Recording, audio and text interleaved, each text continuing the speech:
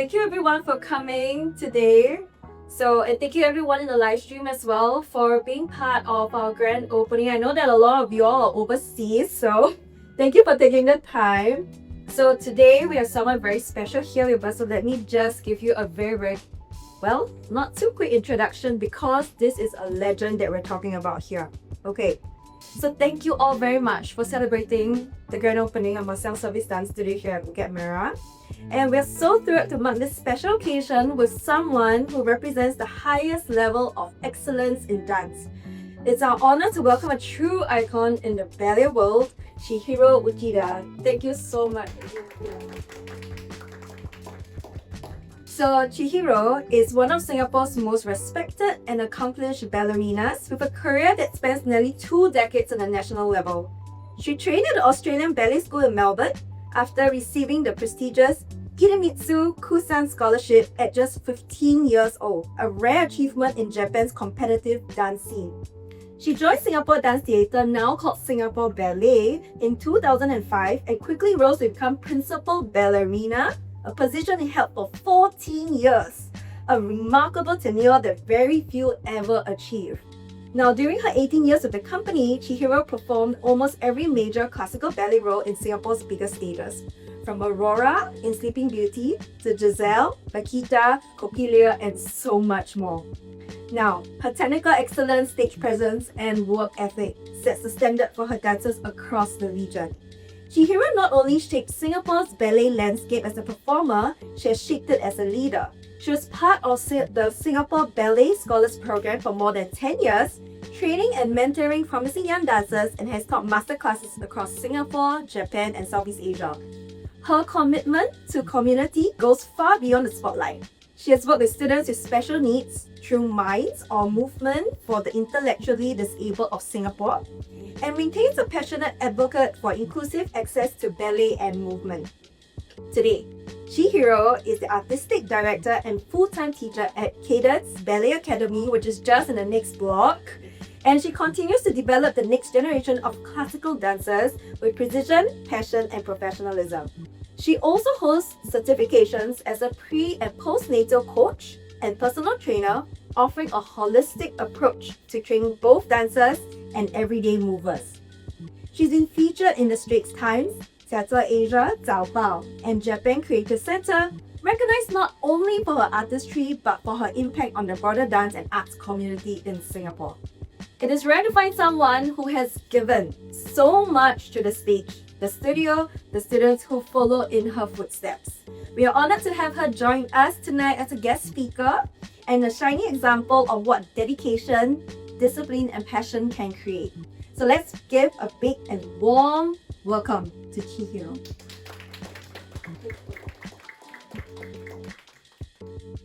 Thank you. All right, so thank you, Sandra, first of all, for the introduction and having me here tonight. Well, I'm so thankful that I received so many questions beforehand. So as I go through what I want to say, I can also answer those questions along the way. Okay. So how did your journey begin? So that was the first question I received. So I started my ballet training when I was 2.5 years old. I mean, what can you do when you're 2.5? So it's just playing. Most of the time I wasn't playing, but I was not be able to hold the bars. So I was holding a piano chair to do the ballet lesson alongside with all the girls. I remember I have the video, so I remember those sides. And my mom thought I would like dancing because as soon as I started dancing, as soon as I started walking, I was dancing in front of the TVs, and back then kind of like a radio that was playing. Yeah, so my mom thought it would be a good idea for me to start ballet, so that's how I started. And like how Sandra shared earlier, I got a scholarship to go to the Australian Ballet School when I was 15, and in a ballet competition in Tokyo, and that definitely changed my life, and that's made me more clear that I can pursue in this career. So yeah, that was the main thing that happened to me. Yeah, to just keep going in this ballet field. It was much more harder than I thought. To become a professional ballet dancer, going into school, yes, it can be challenging, but once you're in school, you're very comfortable. So you have your teachers, you get to do all the trainings that they do. I was very happy there, but going into the company to work as a professional dancer was harder than I thought. So I struggled a little bit, more than a little bit, I think. So my first audition, so when I was 19, I traveled to Europe and actually all over the world for 3 months alone. So I booked my flight, booked my hotels, actually hostels, because I couldn't pay for hotels for 3 months alone. It cost a lot, and I'm like, oh, sorry, mom. Yeah, so I couldn't stay in the hotels. I looked for the hostel where you can stay cheaper. I bought this like thick world travel book.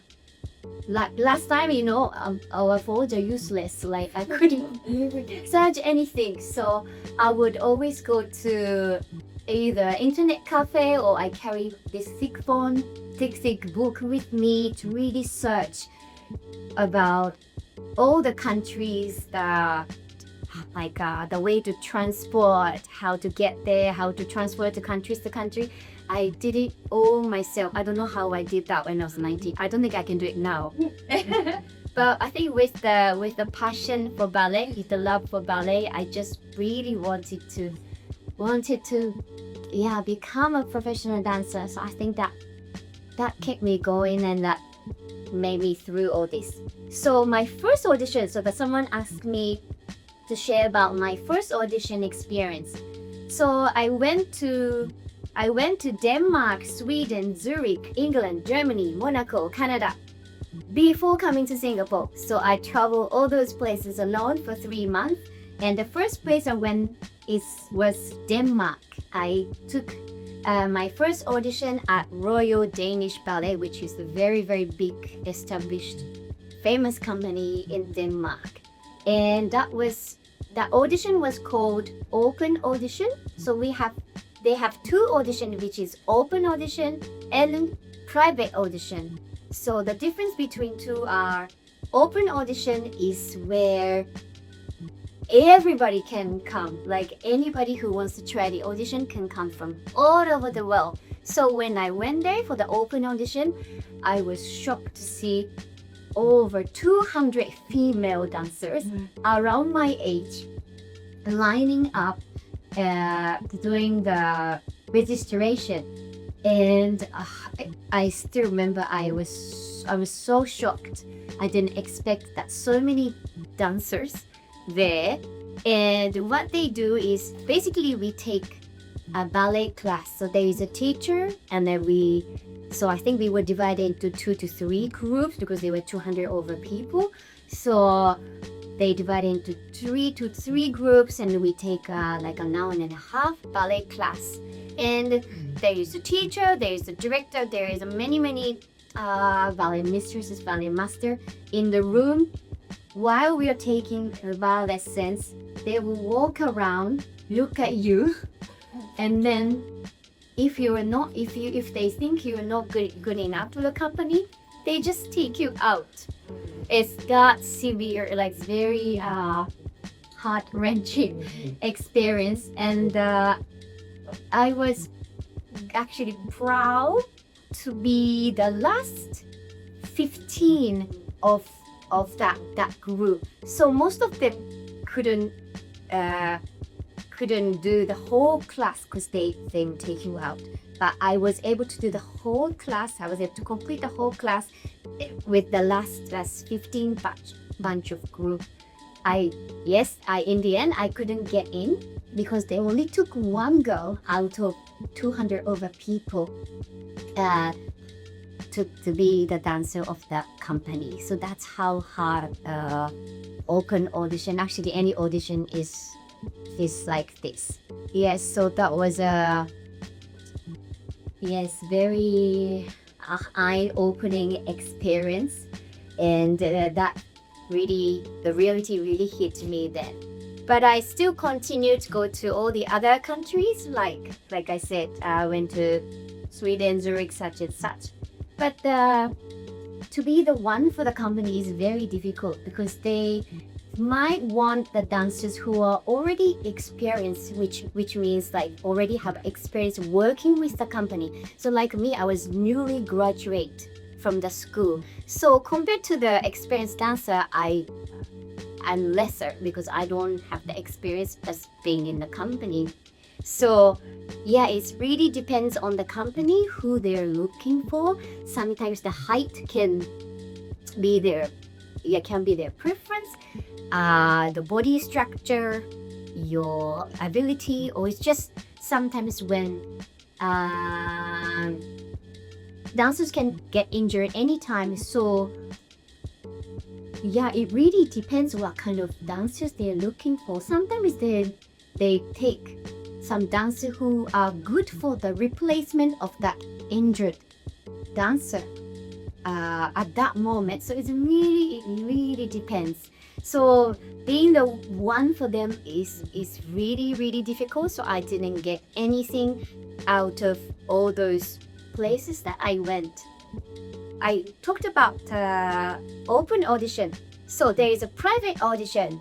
Private audition is where you take class with the company dancers, and the director will be there to watch you only among the company dancers. So I think for the private audition, you have a more chance to be seen by the directors.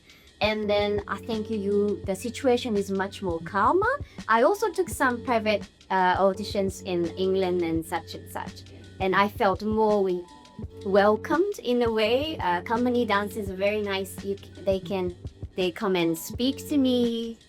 Yeah, so I prefer that kind of experience rather than being one out of 200 people. But anyway, yeah, you just have to take all those chances that you have and try your best in every way you go. Going through those many rejections, there's one question, like looking back, is there anything I wish I had known at the start of my ballet journey? So going through so many rejection, I felt like I could have done better at the earlier stage of my learning journey. I grew up in the countryside where mountains and river just near my house. My grandparents were farmer, and so I grew up really, how do I say, like slow paced.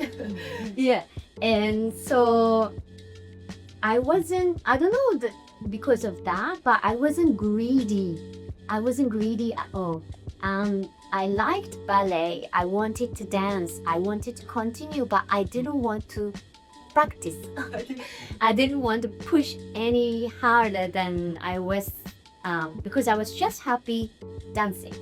But if I was more greedy, if I was more aware of myself, aware of surroundings, aware of what ballet is, maybe I could have pushed harder, put more effort into it, and then maybe I might be better. So that's the thing that I kind of not regret, but maybe made some changes to my dancing career.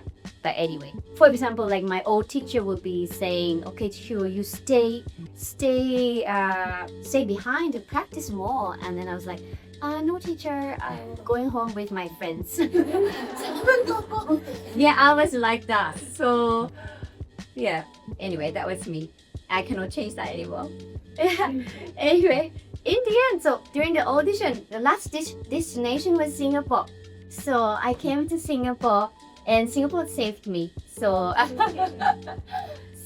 so the director back then was Miss Go Soo Kim. She was the co-founder and the director back then. And so I took the audition here with the company, Singapore Dance Theatre back then.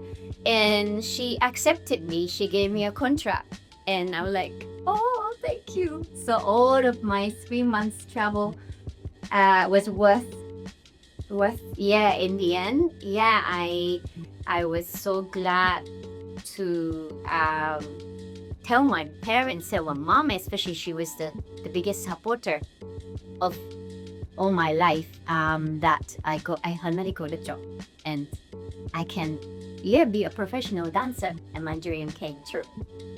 There was the question where what were some of the biggest challenges I faced on my path to become a principal dancer, and how did I overcome them? So actually, becoming a principal dancer wasn't as hard as after I became a principal dancer, I feel. After became a principal dancer, suddenly I have so much, not burden, so much weight on my shoulder, like responsibility. Basically, I have to, make a flawless performance, because principal dancer usually set the whole image of the performance in every ballet. So this huge responsibility to hang on this to this huge responsibility is I thought is more harder than becoming one. And like that when you're principal, it's very like physically demanding, also mentally really fortitude. Like I have to tolerate with 5-6 ballets, principal roles, lead roles during the day, and like I'll be running into the studio to studios every day, so it can be quite busy, tough on your body and also my mind. But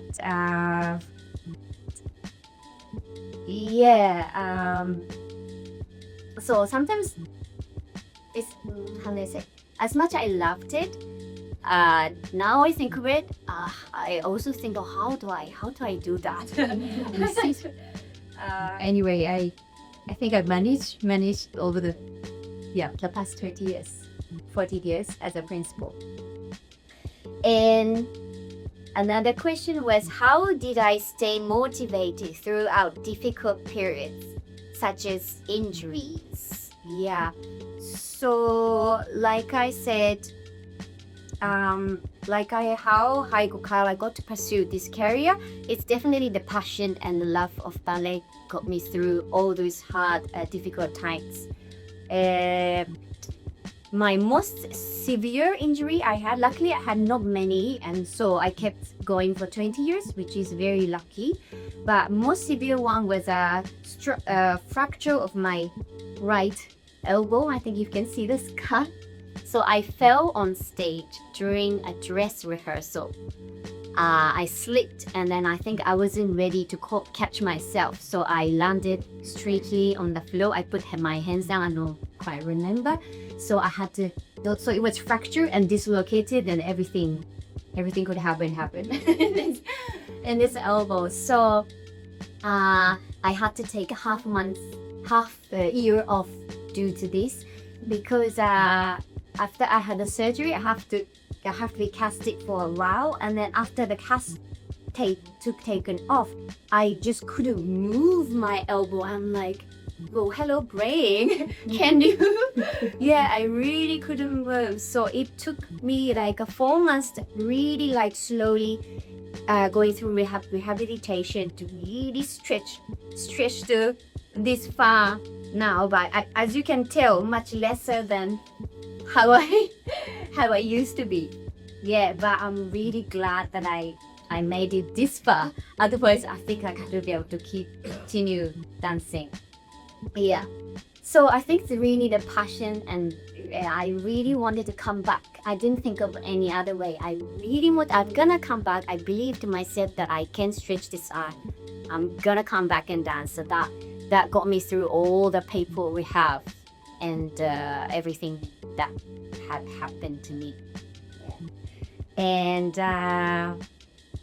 yeah, so after that, I don't think I have any major injury, thankfully.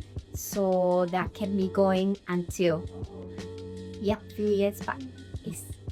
And that question I had also was, what was my most memorable performance?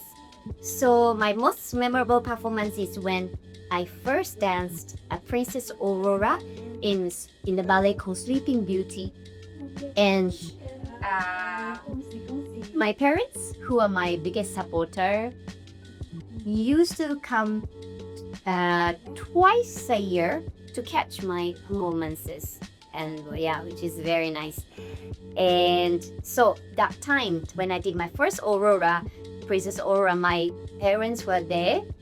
And just to share with you, my dad is a silent supporter. He doesn't say anything.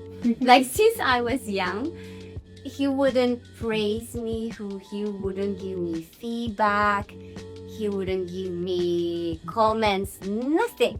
So even on this my ballet career, he said nothing about it. So I'm okay, but I was always curious what he's thinking about me. So when I first danced to Princess Aurora, after this pas de deux, which is a pair that I danced with a guy. After this pas de deux section finished, I heard this huge bravo from the audience, and then I immediately noticed that was my dad. And then I can still remember clearly, I'm like crying. Yeah, every time I talk about this, I talk to many people. I think in the interviews, it made me sorry. Yeah, it just it's not like I wanted to hear anything from him, like from when I was young, but just that it's so nice to hear something, from him. And this bravo was like an approval for me, like he approved me, you know what I mean? Yeah, so I can't forget about this. I think for all my life. And I always pity my mom because she's the biggest supporter. She will always comment me. She always praise me, say nice things to me. But then like for someone who doesn't say much, this experience becomes the most memorable experience. But anyway, that really touched my heart, and then I still remember it very clearly. And the next question, how was my experience as a principal dancer shaped my role now as an artistic director? I think I've sort of learned about the leadership, being a principal dancer, because as a principal dancer you have to pull the company dancers together, and also I learned the responsibility of being a leader, as well as also I could say the experience I had been during the time I was principal dancer gave me more knowledge about dance and ballet. So now I can teach my own students through my experience, teach a choreography, teach interpretation of each the roles, dance. I think more because of that, and I'm familiar with the music and such and such. And I think the last question was, what advice would I give to young dancers who aspire to follow in my footsteps?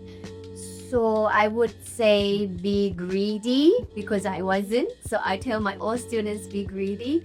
Like I want them to want to get better. I want them to want to be a better version of yourself today, tomorrow, next day, every day. Yeah, because I wasn't. So I want them to realize that now if they're not like that now. And also listen to your teachers, take in the corrections, and try your best to apply them. Because that makes a huge difference in progressing. Not only dancing, I think in every aspect of learning. I think you need to listen, you need to take in, you need to apply. Then I say your progress will be faster, smoother. So I think that's very important. And when the chance arises, like in auditions, in competitions, in I don't know, every opportunity, if the chance arises, don't doubt, just take it, because no matter how you're not sure about this particular chance, you actually don't know until you try, and you might find something else, something better after you try. So I think whether good or not, just go for it and try, because you never know what's gonna happen after that. And also, when you're going through the difficult time, stay positive and don't give up. And most of all, love what you do and enjoy dancing.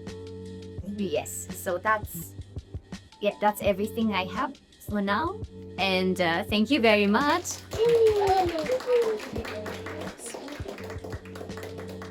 Yeah. Does anybody have any questions?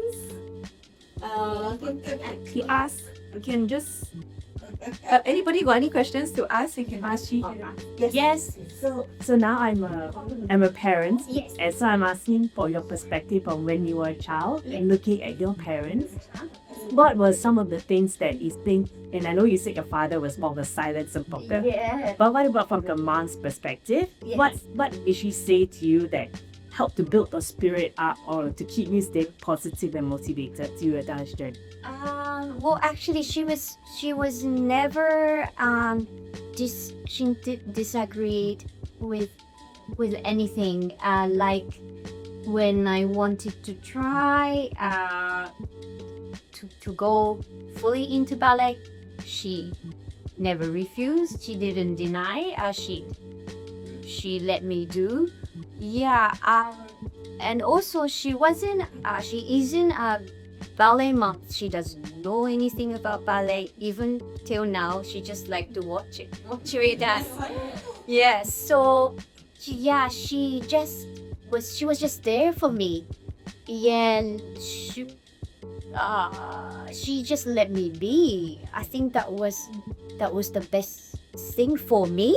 Yeah, that happened, and then I think that brought me to where I am today. Yes. Yeah. Sorry if I wasn't helpful. No, thank you, Sherry. Yeah. Yes. Uchida-san, Yeah. it is very difficult to be a commercial success in the arts in Singapore. If you have a wish list of what needs to be done to promote the arts, especially dance, what would that be? First of all, I want more people in Singapore to recognize what ballet is, understand what ballet is, and come and watch. I mean, not only ballet, but come and watch all those art shows, exhibitions. I think we just have to know that we exist. The ballet company exists. I know even now, a lot of people don't know that the ballet company exists in Singapore. So I think knowing that actually we do have a ballet company or any other art organization in Singapore is the first step that Singapore can do, I think. So that's why I also want to try my best to promote my ballet. So now I started a ballet school to promote and encourage more dancers, more opportunity in Singapore, and for more young dancers to to have a chance to pursue and know their career in dance if they want to. Yeah, so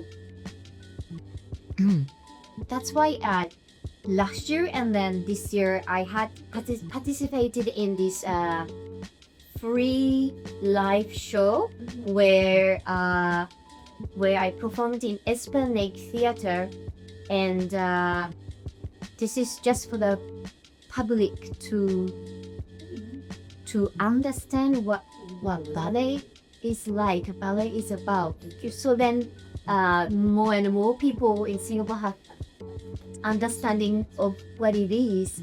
Yeah, so I think we just have to keep, like I think also what Sandra is doing, but I think we just have to keep continually spreading this art form. Yeah, I understand that art scene is still very new in Singapore, so I think it might still take time, but it's much better than 20 years ago when I first came here. Yes, I think slowly but surely we just have to recognize those arts exist in Singapore. Did I answer my question? Yes. Yes. Sorry, I went out of that. So, is there any other questions left for Miss Chihiro? No?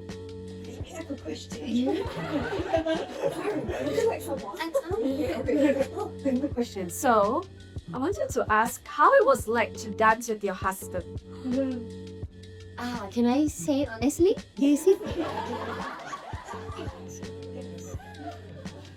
It was very hard at the beginning. Well, because this is before this is just after we got together, like boyfriend and girlfriend. Yeah, and then so before that was smooth, but then after we getting too comfortable with each other, I would when you dance with a partner, both of them have to do their job. Like as a female dancer, you have to stand so strong. You have to be so strong to hold yourself. But then the guys need to let a female dancer on their leg. So sometimes this requires a lot of hours of practice. So sometimes at the beginning of our pas de deux dancing together journey, he would put me off balance, which means I'm a little bit off. And then I would say, so you put me off balance. You didn't put me on my leg. So I will complain. And then, so I complain this and that. And also, but those things cannot only be his fault. It can be also my fault. But then, being in a couple, being so comfortable with each other, we sometimes, I particularly say something that I shouldn't say. Yes. So after those experiences, I understand that no matter what, no matter comfortable you are with your partner, you cannot forget to respect. Yeah. So after understanding that, our relationship, like a pas de deux, the dancing together relationship, got much better, and then happy ever after. Yeah, but at the beginning it was very hard. Like we won't quarrel outside ballet, but in the studio we outside work no problem. During ballet, But then in the end, so we build up our chemistry. We build up our trust for each other. So I think that made it really so special in every dance that I form with my husband, and I treasure them and wait for you. But I'm really lucky that now my husband was my partner, and I danced many years together. Yeah. Yes. Thank you so much. Thank you so much. Thank you. Alright.